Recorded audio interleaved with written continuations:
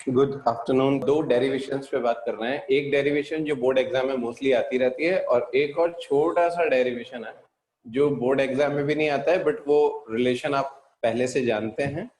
और एक सबसे बड़ी और खास बात इस चैप्टर की याद रखिएगा, जितनी भी डेरिवेशंस होंगी वो सब के सब मिरर की हो, चाहे लेंस की हो, चाहे रिफ्रैक्टिंग सरफेस की हो, वो सबकी सब डेरिवेशंस हर केस के लिए होती है। हर केस के लिए मतलब कॉनकेव मिरर आपने लास्ट क्लास में पढ़ा था, 5 रियल केस बनाता है, एक वर्चुअल केस बनाता है।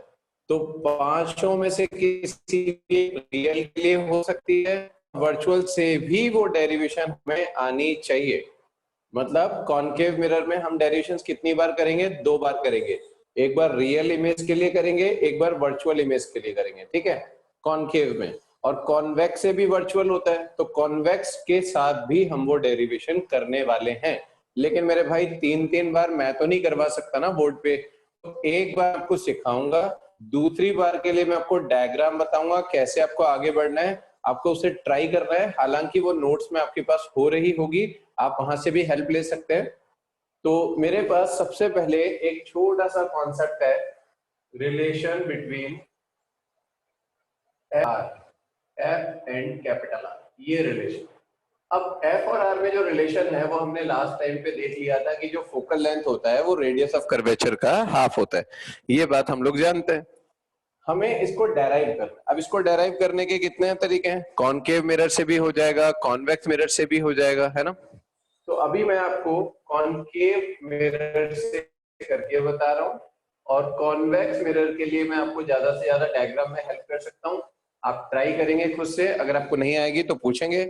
आप अगर यहाँ ऑफलाइन में भी पढ़ने आते हैं तो भी मैं एक ही डेरिवेशन बोर्ड पे करवाता हूँ भाई हर साल। कॉनकेव मिरर के लिए करवा दिया या कॉन्वेक्स के लिए करवा दिया, और दूसरा आपको खुद से करना पड़ता है, ठीक है। मेरे पास कॉनकेव मिरर है, मैं इसके लिए एफ और यस आर सर। में रिलेशन बनाना चाहता हूँ, ठीक है। तो मैंने सबसे पहले कॉनकेव मिरर रेडी कर दिया। बहुत आसान है, छोटे सा डेरिवेशन है। डेरिवेशन भी क्या, मैं तो कहूंगा कि लॉजिक कंसिडर कर करके जबरदस्ती बनाया गया है ना। इसको करने के कुछ और तरीके भी हो सकते हैं। हो सकता है आपको स्कूल में किसी और मेथड से करवा दिया जाए, वो भी पॉसिबल है ना, ठीक है। तो ये आप देखते हैं, मिरर का पोल होता है, ये फोकस होता है, और ये सेंटर ऑफ कर्वेचर होता है। अगर एक पैरेलल लाइट रे यहां से जाती है तो वी नो दैट कि वो फोकस से बाहर आ जाती है। कॉनकेव मिरर ऐसा ही करता है, ठीक है। और ये जो सी से जाने वाली लाइन होती है, जो यहाँ पे पॉइंट पे मिलती है, हम इसको नॉर्मल कहते हैं, ठीक है। ये बात हम जानते हैं। यहाँ पे ये वाला एंगल ऊपर वाला आई कहलाता है, और ये नीचे वाला एंगल जो है वो आर कहलाता है। और इस एंगल को हम लोग थीटा कंसिडर करेंगे। किसी को भी यहाँ तक कोई प्रॉब्लम है तो दिमाग लगाना है और बिल्कुल बेसिक कॉन्सेप्ट पे बात करनी है। ये सी है, ये एफ है, हम इस पॉइंट को एम दे देते हैं, और यहाँ से एक नॉर्मल तैयार करते हैं। ये नॉर्मल, नॉर्मल क्यों करते हैं आपको थोड़ी सी देर में अभी समझ आ जाएगा कि नॉर्मल की क्या जरूरत है, ठीक है। स्टार्ट करता हूं, ध्यान से देखिएगा। लॉ ऑफ रिफ्लेक्शन के बेसिस पे हम लोग ये बात जानते हैं कि angle i is equal to the angle r होता है, ठीक है। और चूंकि ये जो लाइट रे आई थी ये पैरेलल था प्रिंसिपल एक्सिस के, तभी तो ये फोकस से गया। तो अगर ये लाइट रे इसके पैरेलल है तो यहां ध्यान से देखें, आपको एक ऑल्टरनेट एंगल दिखाई देंगे। ये Z बन रहा है, ये लाइन देखिए, ये देखिए, और ये देखिए, थीटा डेफिनेटली इक्वल है या नहीं है बेटा? Yes sir. है sir, yes sir. Alternate angle है, ठीक है। अभी हम लोग इक्वेशन 1 और 2 दोनों को एक साथ कंबाइन कर देंगे तो पता चलेगा आई आर के इक्वल था, आई थीटा के इक्वल था, मतलब आर भी किसके इक्वल है? थीटा के इक्वल है। अब अगर मैं आपको सजेस्ट करूं एक ट्राइंगल जिसका नाम है MCF, MCF आप देख सकते हैं, देखिए MCF ट्रायंगल में आपको दो एंगल दिख रहे हैं, एक आर और एक थीटा। किसी भी ट्रायंगल में जब दो एंगल्स इक्वल होते हैं, आर और थीटा इक्वल हैं, तो उनके अपोजिट साइड भी इक्वल होती है। तो आर के सामने की साइड है CF और थीटा के सामने की साइड है MF। तो CF is equal to the MF। क्यों इक्वल है बेटा? क्योंकि इसमें दो एंगल्स इक्वल थे तो उनके अपोजिट साइड भी इक्वल है, आर के सामने सी एफ, थीटा के सामने एम एफ, ये दोनों साइड भी इक्वल हो गई। अब हम थोड़ा सा प्रिंसिपल एक्सिस की तरफ रुक करते हैं। हमें सी से लेकर के पी तक डिस्टेंस जो दिखाई दे रही है सी पी, मैं इसको C F plus F P लिख सकता हूं, C F plus F P लिख सकता हूं, और सी एफ को मैं यहां से एम एफ भी बोल सकता हूं, M F plus F P. अब इस एम एफ में हम एक काम करते हैं, ये जो एम पॉइंट है, देखो मेरे बात सुनना, सी एफ को मैंने एम एफ लिखा है, सी एफ की जगह पे एम एफ लिख दिया। एम एफ में हमें कंसिडर करेंगे काम कि जो एम पॉइंट है ये नियर टू द पोल होता, अगर ये एम पॉइंट यहां ना होकर के, इमेजिन कीजिए यहां होता समथिंग, तो क्या ये जो एफ एम है, ये एफ एम इधर नहीं आ जाता? यस और नो? अगर m इतना पास होता तो क्या fm को और fp को नियरली इक्वल बोल सकते थे कि नहीं बोल सकते थे? अगर m यहाँ पे होता नियर टू द पोल तो fm और fp नियरली इक्वल कहे जा सकते हैं। fm और fp, fm बोल दो mf बोल दो, एक ही बात है ना, mf कह सकते हैं, बट ब्रैकेट नहीं लगाता और कंफ्यूजन होगा। fm बोले चाहे mf बोले, एक ही बात है। तो इक्वेशन नंबर 4 से मैं वापस चर्चा करता हूं। इक्वेशन नंबर 4 में Cp यहाँ पे चल रहा है, Fm की जगह पे Fp लिख दिया गया नियरली इक्वल में, प्लस में फिर से Fp है, Fp you can understand twice of Fp हो जाएगा। Fp कौन है और Cp कौन है मुझे बताइए। C कर्वेचर है, सेंटर ऑफ कर्वेचर से लेके पोल की डिस्टेंस को हम लोग क्या बोलते हैं? Radius of curvature sir. That is the point। और फोकस से लेकर के पोल की डिस्टेंस को फोकल लेंथ बोलते हैं। तो FP मेरे लिए फोकल लेंथ है और CP मेरे लिए रेडियस ऑफ कर्वेचर है। तो radius of curvature is equal to twice of F, that means F is equal to the R/2 सकता है। हालांकि ये हमारे बोर्ड एग्जाम में कभी नहीं आया, या यूं कहूं कि नेग्लिजिबल चांस है इसके आने के। बाकी ये हमें नॉलेज में होना चाहिए कि किस तरीके से हम डेराइव कर सकते हैं। पहले आप एक स्क्रीनशॉट करें, केवल और केवल 2% चेंज आता है, 98% डेरिवेशन सेम चलता है।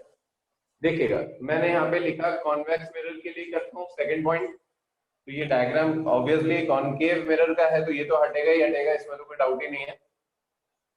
अभी कॉन्वेक्स मिरर में हम जा रहे हैं, ये मेरा कॉन्वेक्स मिरर है, ये प्रिंसिपल एक्सिस बना दिया। क्या करना है, वही जो वहां पे किया था, इसका फोकस और कर्वेचर ध्यान रखना इस तरफ आता है ना, तो मैं जो मिरर है थोड़ा सा और इधर बना लेता हूं। अभिषेक राय क्या नहीं कम मिस किया करो। ये है पैरेलल जा रही है, ये पैरेलल रे आई किसके ऊपर? मिरर के ऊपर। आपको पता है आपने कॉन्वेक्स मिरर के लिए रूल सीखा था लास्ट क्लास में, आपको याद होगा कि ये रे इस तरीके से चली जाएगी, ऐसा लगेगा जैसे कि ये फोकस से आ रही हो। यस और नो? ये जो C वाला पॉइंट है, ये जो C वाला पॉइंट है, ये मेरे लिए नॉर्मल का काम करेगा। तो डियर ये वाला एंगल हो गया I, ये वाला एंगल हो गया R, ये ऊपर वाला एंगल हो गया R। हम यहाँ पर जैसा कि हमने लास्ट टाइम पे कंसिडर किया था, जो C वाला पॉइंट था उसके वहां पे एक एंगल थीटा कंसिडर किया था लास्ट टाइम पे, अभी कॉनकेव मिरर में सेम मैंने वही थीटा कंसिडर किया। आप कुछ थोड़ा बहुत कॉरस्पॉन्डिंग और ऑल्टरनेट का जुगाड़ लगा के मुझे बताइए कि ये वाला एंगल कौन सा होगा। ये वाली लाइन जो है ये पीछे आ रही है, देखिए ये वाली है, ये इधर जा रही है, तो ये R है, तो इसके वर्टिकल अपोजिट ये भी R पड़ेगा। यस और नो? डेरिवेशन मैच करते हैं, डेरिवेशन मैच करते हैं। I इक्वल टू R होता है, हाँ साहब होता है। चेक करके बताओ क्या I और थीटा इक्वल होगा कि नहीं होगा? Very good. अब ऑल्टरनेट की जगह पे कॉरस्पॉन्डिंग आ गया, बस कितना सा चेंज आया ना, बस इस तरीके से बदलाव आएगा। अब I इक्वल टू थीटा हो गया, ठीक है साहब। अब जब ये दोनों इक्वल है तो obviously R equal to theta भी होगा साहब।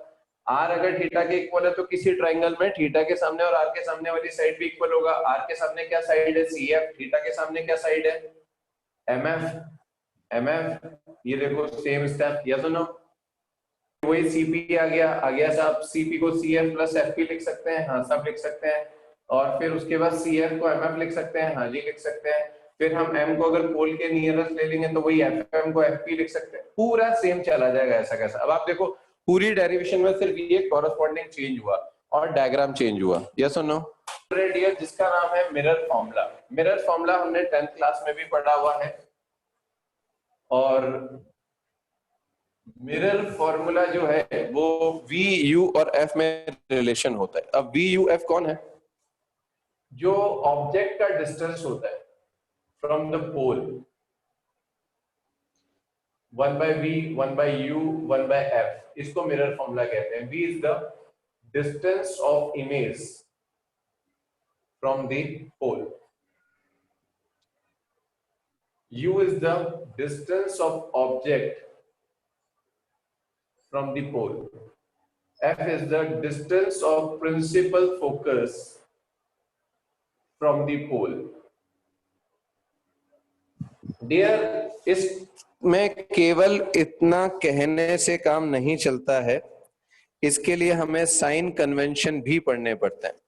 साइन कन्वेंशन क्या चीज है?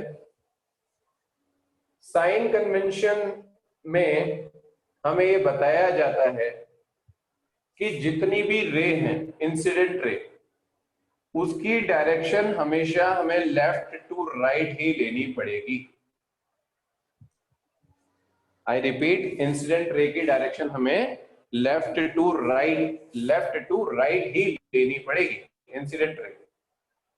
सेकेंड पॉइंट, जितनी भी हाइट होंगी प्रिंसिपल एक्सिस के ऊपर, हाइट अपवर्ड्स, उनको पॉजिटिव लेना पड़ता है। जितनी भी हाइट प्रिंसिपल एक्सिस के नीचे है, यानी कि डाउनवर्ड्स, उन सबको नेगेटिव लेना पड़ता है। जो रे की डायरेक्शन में है, इन द डायरेक्शन ऑफ रे, डिस्टेंसेस जो डायरेक्शन ऑफ रे में है, मतलब डायरेक्शन ऑफ रे में मतलब पोल के राइट में, राइट टू द पोल, वो सब की सब डिस्टेंसेस हम लोग पॉजिटिव लेते हैं। मैं भी सब करके दिखाऊंगा आपको, डोंट वरी। जितनी भी डिस्टेंसेस हैं in the opposite direction of रे, यानी कि लेफ्ट टू द पोल, वो सब डिस्टेंसेस नेगेटिव कहलाते हैं। आप मेरे लिए एक छोटा कीजिए, आपने लिखा नोट्स या नहीं लिखे वो आप बेटर जानते हो। आपने लास्ट टाइम पे कंडीशन के साथ, मतलब मिरर फॉर्मूला को कॉनकेव मिरर में डेराइव किया जा सकता है, रियल के साथ, फिर वर्चुअल के साथ अलग, और ऐसे ही कॉन्वेक्स मिरर से अलग से डेराइव किया जा सकता है वर्चुअल के साथ। तो कितने बार हो गई डियर इसकी डेरिवेशन? 3 बार। मैं कोई सी भी एक करवा सकता हूं, उसमें भी कंडीशन आप दे दो, जो आप चाहो उससे करवा दो। स्टार्ट कर रहा हूं। अब कॉनकेव में रियल इमेज वाला एक केस मुझे उठाना पड़ेगा। कॉनकेव रियल में मेरे पास 5 केस हैं, 5 केसेस हैं, लेकिन मैं सारे केसेस नहीं उठा सकता। क्यों नहीं उठा सकता? क्योंकि मुझे जो कंडीशन अप्लाई करनी है उसके लिए मुझे 2 ट्राइंगल्स की आवश्यकता होगी, और वो ट्राइंगल जो है कम से कम फोकस वाले केस से तो नहीं बन पाएगा। क्यों? आपको याद होगा जब हम ऑब्जेक्ट फोकस पे रखते हैं तो इमेज इन्फिनिटी पे जाता है, तो जब दोनों लाइन पैरेलल जाएंगी तो नीचे मेरे को ट्राइंगल मिल ही नहीं पाएगा, तो मैं वो वाला केस नहीं ले सकता। सही बात है? तो मुझे ये भी थोड़ा सा सोच समझ के लेना पड़ेगा कि ऐसे ही नहीं कि कोई सा भी केस रियल के 5 में से कुछ भी उठा के भागे, ट्राइंगल ही नहीं बनेगा तो हमको दिक्कत आएगी फिर। तो हम क्या करते हैं, देखिए, फोकस ले लिया, कर्वेचर ले लिया, और उसके पीछे छोड़ो, इन्फिनिटी तो हम दिखा ही नहीं सकते। ये कर्वेचर है, ये फोकस है। आपकी इच्छा हो फोकस के, अगर आप इधर गए, इधर वाला केस गए, तो वो कॉनकेव का वर्चुअल हो जाएगा, जबकि आप कौन सा कर रहे हो, रियल कर रहे हो। फोकस पे तो मैं ले ही नहीं सकता, बात खत्म हो गई। इन्फिनिटी वाला मैं ले नहीं सकता, तो मेरे पास 3 ऑप्शन है, या तो सी के पीछे, या सी पर, या सी के आगे। अगर मैं सी के ऊपर लेता हूं तो ऑब्जेक्ट और इमेज का साइज सेम आएगा, तो मैं वो वाला केस भी छोड़ देता हूं। अब मेरे पास 2 केस बचे, सी के आगे वाला या पीछे वाला। इन दोनों में से किसी भी एक केस से आप डेरिवेशन कर लो। आप सी वाले से भी कर सकते हो, ऐसा नहीं कि सी वाले से नहीं हो पाएगा। 1, 2, 3, इन तीनों में से कोई से भी केस के साथ हो सकता है। तो डियर, मैं यहाँ पे एक ऑब्जेक्ट तैयार कर लेता हूँ, और जैसा आपने रे डायग्राम बनाना सीखा हुआ है बिल्कुल वैसा ही बनाएंगे। एक रे पैरेलल जाएगी, फोकस से निकल जाएगी, दूसरी रे आप चाहें तो पोल से चला दीजिए इस तरीके से, मतलब पोल पर, और इसको बाहर निकालेंगे। ध्यान रखना ऑब्जेक्ट सी के आगे रखा है तो इमेज सी के पीछे बनना चाहिए। कोशिश करेंगे हम भाई सी के पीछे कट हो जाए। गुड जॉब, कट हो चुकी है। साइज थोड़ा सा बड़ा भी दिख रहा है, दिखना भी चाहिए। आपको पता होगा इस इमेज की कैरेक्टरिस्टिक्स क्या होती है। चलिए, मैं आपसे निवेदन करूंगा कि जो मैं ट्राइंगल आपको बोलूं आप ध्यान से देखें। ये प्रिंसिपल एक्सिस है, ऑब्जेक्ट को 90 डिग्री पे इस तरीके से यहाँ पे खड़ा किया हुआ है। ये पोल है मेरे भाई, ये मैं एम पॉइंट दे देता हूं और यहाँ से एक एल्टीट्यूड 90 डिग्री यहाँ पे डाल देता हूं, जिसका नाम लिख देता हूं एन, है ना, एन पॉइंट। तो मैं आपसे ट्राइंगल ए बी पी और triangle A dash B dash P को देखने की गुजारिश कर रहा हूं। आप इन दोनों ट्राइंगल्स को ध्यान से देखिए और मुझे इसमें कोई भी दो एंगल इक्वल बताइए, ढूंढ के कौन कौन से एंगल इक्वल होंगे। एंगल आर को फॉलो कर रहा है, हम जानते हैं लॉज ऑफ रिफ्लेक्शन में इक्वल टू आर होता है। तो angle A P B is equal to the angle A dash P B dash, bracket में जरूर दिखाएं सर इक्वल टू आर है। दूसरा angle dear B A P और B dash A dash P that is equal to the 90 degree. जब दो angle किसी triangle में इक्वल हो जाते हैं तो we know that the triangle will be similar, triangle will be similar, yes और नो। अगर ट्राइंगल सिमिलर होगा तो हम इनकी कॉरेस्पॉन्डिंग साइड्स का रेशियो इक्वल कर सकते हैं। कॉरेस्पॉन्डिंग साइड्स कौन सी होंगी? ए बी के साथ कॉरेस्पॉन्ड में आएगा A dash B dash, A P के साथ में कॉरेस्पॉन्ड में आएगा ए डैश पी। ये चीज ध्यान रखना भाई, जिन लोगों का यहाँ पे थोड़ा सा सिमिलर को लेके मामला खराब रहता है उन लोगों के लिए मैं थोड़ा आसान कर दूं। ये 90 डिग्री है, ये 90 डिग्री है, ए पर 90 बन रहा है, ओके, ए डैश पे 90 बन रहा है, ओके। यहाँ पे ये आई और आर पी वाला एंगल था, पी लास्ट में है, लास्ट में, मतलब ये जो अल्फाबेट्स अरेंज हैं ऑब्वियसली ये कॉरेस्पॉन्डिंग फॉर्म में अरेंज है, मतलब ए के साथ ए डैश कॉरेस्पॉन्डिंग में है, बी के साथ बी डैश और पी के साथ पी है। तो डियर आपको ऊपर डायग्राम में ट्राइंगल में देखने की जरूरत ही नहीं है, आप यहाँ से फर्स्ट दो उठा लीजिए ए बी और यहाँ के फर्स्ट दो उठा लीजिए A dash B dash is equal to the, फिर आप बीपी और बी डैश पी भी लिख सकते हैं, बट बीपी मेरे लिए कहीं से कहीं तक कोई भी चीज नहीं है, ना तो वो ऑब्जेक्ट की हाइट है ना वो ऑब्जेक्ट की डिस्टेंस है, इसलिए मैं बीपी को अभी लेना नहीं चाहता, वो मेरे किसी काम का नहीं है। तो क्या लूं? एपी, एपी वाला लूंगा, एपी यानी कि first and third, same here first and third A dash P. तो ये हमने कॉन्सेप्ट बाहर निकाल लिया है, एक इक्वेशन बना के छोड़ दिया। अब मैं आपसे दोबारा गुजारिश करूंगा एक नए ट्राइंगल को तलाश करने की। नया ट्राइंगल है मेरे पास M N F, this is F and A dash B dash F, M N F and A dash B dash F, but this okay, this is vertically opposite angle, done। और वो 90 degree वाले है ना, ये M N F वाला और ये B dash A dash F वाला, ये वाला। तो जब दो एंगल इक्वल हो गए हैं तो डेफिनेटली हमारा ट्राइंगल सिमिलर हो गया है, और जब ट्राइंगल सिमिलर हो जाएगा तो इनकी कॉरेस्पॉन्डिंग साइड्स का रेशियो इक्वल भी हो जाएगा। तो कॉरेस्पॉन्डिंग साइड्स कौन कौन है भाई? इधर से एम एन और इधर से A dash B dash, like this, mn by a dash b dash is equal to the nf by a dash f। तो ये अरेंजमेंट सही नहीं है फिलहाल अभी, है ना। m n f लिया है तो n के कॉरेस्पॉन्ड में a डैश आ रहा है, तो n के कॉरेस्पॉन्ड में a डैश को होना चाहिए, तो इधर b डैश को होना चाहिए। अभी ठीक है, mn by a dash b dash और nf by a dash f, a dash f। किसी को डाउट है बेटा? और ऐसा करने से मुझे इक्वेशन 2 मिल गई है, और बाय इक्वेशन 1 एंड 2 अगर मैं देखूं तो A B by A dash B dash और A B by A dash B dash दोनों के एलएचएस सेम आ रहे हैं। एलएचएस सेम होगा देन आरएचएस भी सेम हो जाएगा। बोलिए, एनी डाउट? एक लाइन अपनी तरफ से ऐड करना चाहूं, if mirror has small curvature, अगर मिरर का कर्वेचर छोटा होगा तो क्या कोई मुझे बता सकता है कि मैं एफ एन को एफ पी के इक्वल मान सकता हूं? या सुनो, अगर ये कर्वेचर छोटा, अभी देखो ये कर्व होता है, ये कर्वेचर है ना, ये यहाँ पे एन है, ये पी है, तो अभी आप बोलोगे सर कहाँ एफ एन और कहाँ एफ पी, ठीक है समझ आता है चूंकि कर्वेचर ज्यादा है ना। बट अगर ये कर्वेचर ही कम होता तो फिर हम ये n से p की जो डिस्टेंस है इसको क्या कर सकते हैं, इग्नोर कर सकते हैं। तो fn को fp भी लिखा जा सकता है, ठीक है, fn को fp। तो fp किसके इक्वल है? fp, p से f की डिस्टेंस को क्या बोला जाएगा बताइए? ठीक है सर। साइन कन्वेंशन भूल भी गए, minus f।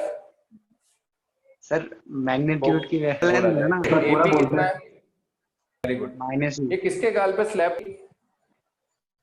Minus V. Okay, AP का जुगाड़ हो गया, A डैश P हो गया, NF या FN हो गया, A डैश F बचा। A डैश F को चेक कीजिए, A dash F, A dash ये रहा, F ये रहा। अब इसका तो डायरेक्ट कुछ वैल्यू होता ही नहीं है, तो मैं इसको A dash P minus FP लिख सकता हूं क्या? A dash P plus FP जाएगा तो A डैश F बच जाएगा। A dash P minus FP, okay. A dash P का वैल्यू बताइए, ओके, आपका F माइनस P तैयार हो गया। दिस माइनस प्लस हो जाएगा F माइनस F। आपको ये सारी वैल्यूज उठा के इक्वेशन नंबर 3 में पुट करनी है। AP का जगह पे हमने रखा minus U, A dash P की जगह हमने रखा माइनस V, NF की जगह पे हमने रखा minus F upon F minus V। Minus से minus cancel, u by V is equal to, इस नेगेटिव को इसके साथ एडजस्ट कर दिया, क्रॉस मल्टीप्लाई करा देता हूं, uv minus uf is equal to fv and the last step divide by uvf।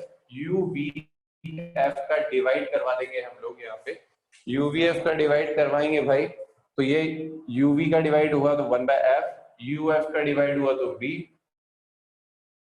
Answer मेरा फॉर्मूला,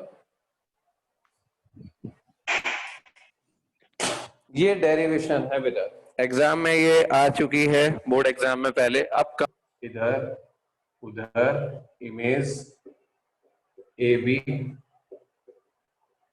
ये m पॉइंट, ये आपका n पॉइंट, और यकीन माने वही की वही डेरिवेशन रिपीट कर दीजिए, वही की वही मतलब सेम कॉपी, बिल्कुल श्योर कर रहा हूं मैं आपको इस बात के लिए।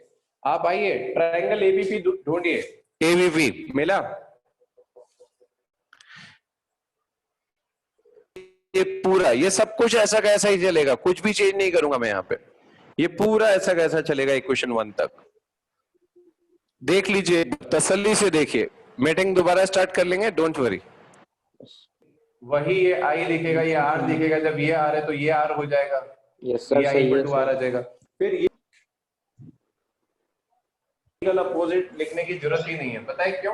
क्योंकि एम एफ पी ये वाला एंगल है और ए डैश एफ बी डैश वो भी यही वाला है, मतलब कॉमन एंगल हो गया।